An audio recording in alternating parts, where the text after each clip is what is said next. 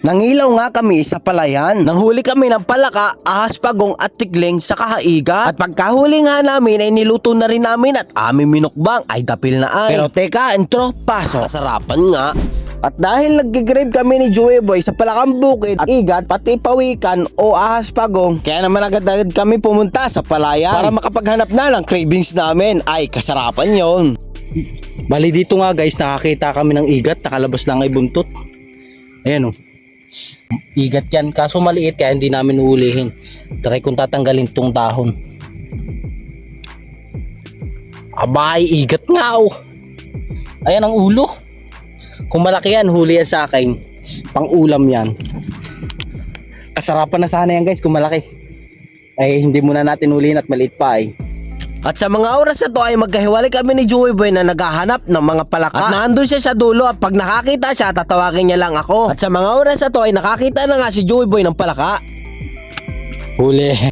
May one shot. May isa na kaming huli guys. Palakang Bukid. Iya. Ay kasarapan na rin. Ayan o. Ayan guys o. Ayos. At sa mga oras na to ay nakakita nga kami dito ng tikling. At bahagya nga ito nilalapitan ni Joey Boy para matakma. Ayun, nakalipad, hindi nadalay. Aray mo, Joey Boy, hindi nadalay, nakalipad pa. Di bale, dito na lang tayo babawi sa Palakang Bukid. Ay kasarapan naman ito ay lalo na't pag pinirito. Pero adobo sa gata ang luto natin ngayon. Ano daw, ayusin mo nga like to.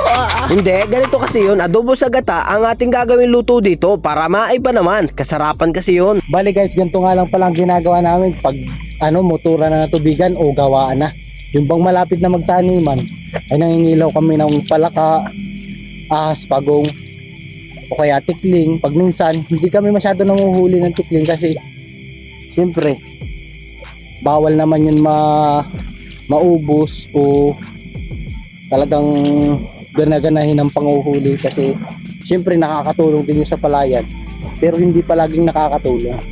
Minsan ay nakakasira din pag masyadong madami na. Kaya talagang kailangan i-control lang din. Bali dito galing guys yung tikling kanina. Diyan. Maganda naman ang tubo. Pero may mga part na natapakan. Pero goods naman yan. Nangangain lang yun ng insekto. Sa mga oras na to, habang naghahanap kami, nakakita nga ako dito ng igat. Aba, ay may kalakihan na aray. Yari sa akin. Hala, Joey Boy, dalay. Ay, ari nga, nasintensyahan na ni Joey Boy. Yari sa akin aray, pang ulam, adobo sa gata, ay katalpog ang bahaw. Yan ang sinasabing. Basta mo papakinabangan ay dala yan. At sa mga oras na to ay habang naghahanap nga kami, nakakita pa nga uli ako ng isa pang igat kaso may kaliitan kaya hindi na namin hinuli yan, hinayaan na lang namin. Lalaki pa kasi yan, sayang lang pag hinuli namin, maliit pa. At dito nga bigla akong tinawag ni Joey Boy. Ha? Kawikan? Nasaan? Oh, may huli ka pala. Tikling. Ha, kuha. Ha? Maunahan na tayo. Yan. Guys, oh, ahas pagong. Tikling, okay. Ano kami guys, huling tikling oh. Ahas pagong. Gusto lang kita boy.